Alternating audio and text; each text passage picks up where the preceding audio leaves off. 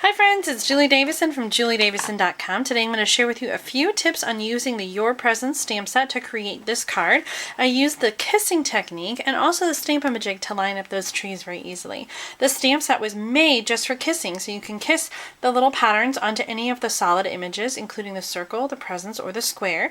Today I'm going to show you how to use a circle, and we use the other little image there to create these ornaments. So we're going to start with a piece of Whisper White cardstock, and the first one, this one here, is very simple. I just kissed the stripes onto a circle. So I'm going to ink up the stripes with Garden Green ink, and then I'm going to take the circle stamp and kiss it together to transfer the inked stripes to the solid circle stamp.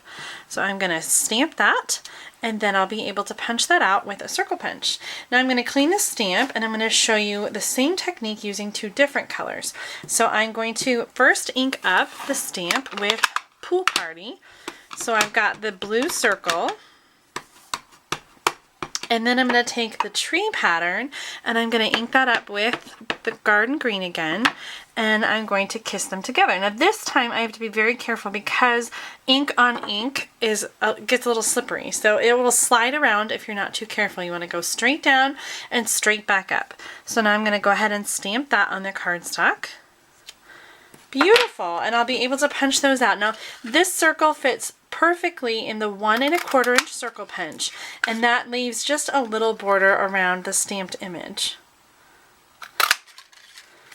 So you can do all kinds of patterns in different colors using the stamped images. Now let me show you another trick for this card to line up the trees just right at the top. Now those aren't lined up very well because I didn't use this trick, but the best tool for the job is the Stamp-A-Majig. And the Stamp-A-Majig has two different pieces. There's the imaging sheet and then the stamp positioner. So the first thing that you want to do is line the imaging sheet up in the corner of your stamp positioner. Now if you are left-handed, or if you prefer to use it the other way around, you can use the stamp positioner in any corner that you like. I like to do it in this in the upper left corner, so that's where I'm going to line it up. And then I'm going to push the stamp block all the way up into the corner and go straight down with the stamp.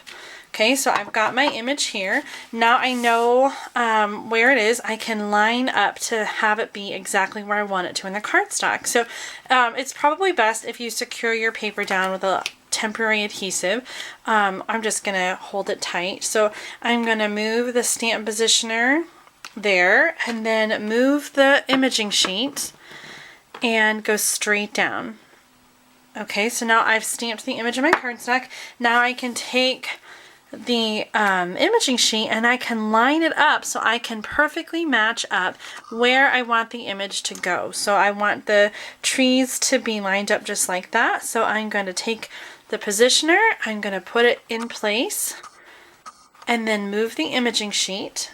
And then when I put the stamp right up in the corner of the block and go down, it's going to be exactly where it was on the imaging sheet. Perfect. So I'm going to keep going all the way across the card.